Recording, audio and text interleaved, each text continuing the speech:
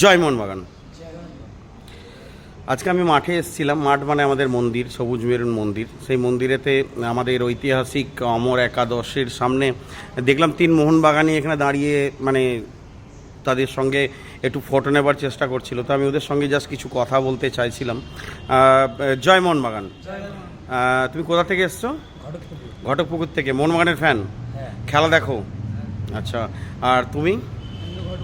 তোমার নাম কি? উদয়। মোহনবাগানের ফ্যান? ওকে। আর তুমি? মোহনবাগানের খেলা দেখতে ভালো লাগে। আচ্ছা, একটা জিনিস বলো, এবারে তোমরা তো মোহনবাগানের সব খেলা নিশ্চয়ই দেখেছো বা ফলো করেছো বা মাঠেও গেছিলে।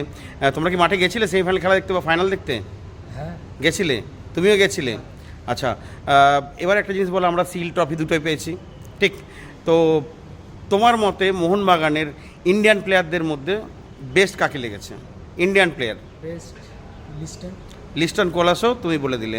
আচ্ছা, তোমার কাকে সব থেকে বেশি ভালো লেগেছে ইন্ডিয়ান প্লেয়ারদের মধ্যে?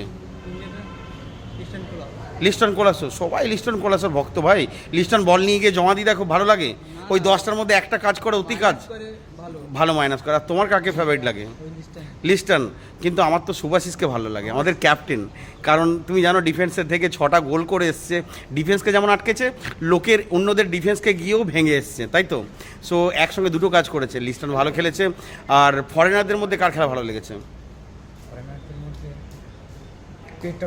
পেট্রোটাস। পেট্রোটাস বেশি খেলেনি, পেট্রোটাস তবু পেট্রোটাস। ঠিক আছে, চলো, আমিও দিমিদা বসের ভক্ত। তবে আমার মতে স্টুয়ার্টকে আমি আগে রাখবো, কারণ ওর পায়ের কাজের জন্য ফাইনালের দিনে। তোমার কাকে ভালো লেগেছে এবার? স্টুয়ার্টকে ভালো লাগে। স্টুয়ার্ট চলে গেছে জানো তো আমাদের ছেড়ে। সামনের সিজনে থাকবে না, ওর জায়গায় নতুন প্লেয়ার আসছে। তোমার কাকে ভালো লেগেছে ফরেনারদের? স্টুয়ার্টকে ভালো লেগেছে। চলো, স্টুয়ার্টকে ভালো লেগেছে, ভালো কথা। তবে জেমি ম্যাকলারেন যে ওয়ার্ল্ড কাপার বড় মাপের প্লেয়ার, সে কিন্তু ফাইনালের দিনে গোলটা করে গেছে, ঠিক আছে?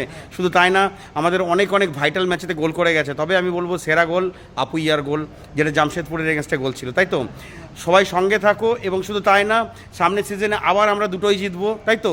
দুটো একসঙ্গে জিতবো এবং ভারতবর্ষে মোহনবাগানের নাম উঁচু করে যাব, সারা বিশ্বে করে যাব। তাহলে একবার হয়ে যাক জয় মোহনবাগান।